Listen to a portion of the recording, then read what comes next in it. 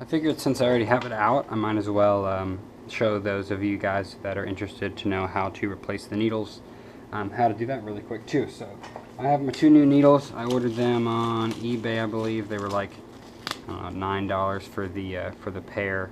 That's the part number for an 01 Yamaha Banshee. So we're just going to, I already drained the fuel out, so we're just going to pull these 4 Phillips head screws off of the bottom. Make sure you have the right size Phillips for this too, because these can be pretty tight and the screws are actually pretty soft, so you can strip them out pretty easily. So just make sure that you're using the right size to kind of help prevent that from happening. Alright, once we got the 4 screws off, just kind of put it vertical and pull this straight off. Gonna have a gasket in there. Mine's pretty dry, probably not a bad idea to replace that.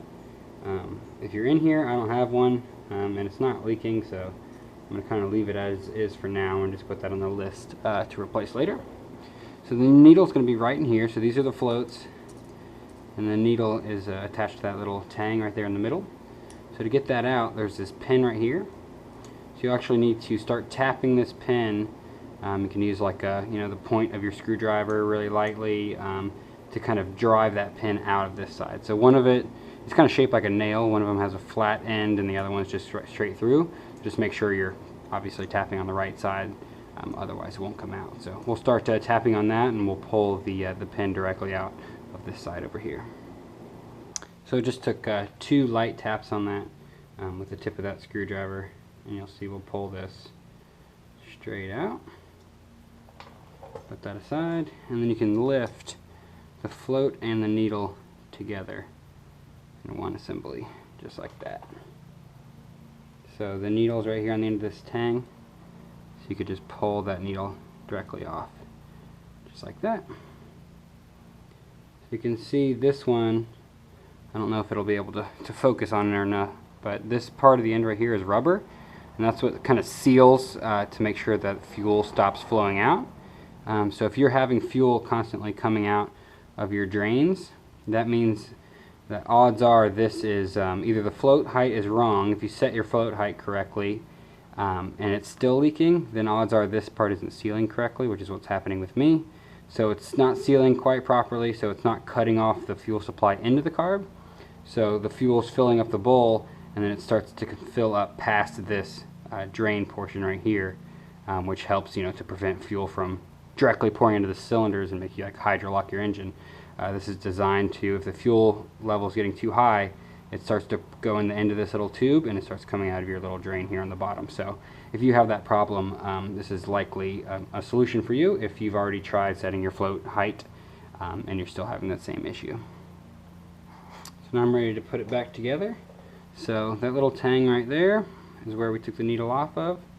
So I'll be putting this little part right on there. So it just kind of dangles free, and you'll pick up your carb, get it lined up, and drop that needle directly in right here. So that'll be good. Then we're going to put this pin back in, goes into the side, through the part of the float.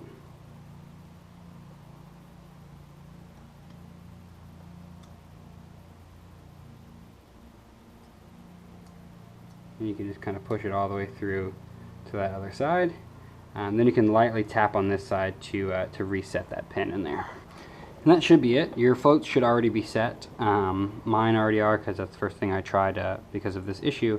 If not, they're pretty easy to set them. You take the gasket out, so you have just a flat kind of gasket mating surface there. I like to use a caliper like this. You can put the end on there all the way down to that surface, and then kind of set the height there. I don't remember offhand. I believe it was 21 millimeters. It may be 23. Have to look it up depending on your year. I think it kind of varies a little bit, but that's where you'd kind of set it that way. And you just make sure you do it when there's not a whole lot of pressure on the floats, so that like kind of gravity's not pushing them down a little bit. It's just to where they just start to seat a little bit, and then you can kind of measure it from there. So mine should already be set, so we're ready to just put the bowl back on. put my 4 screws in, and put the car back in.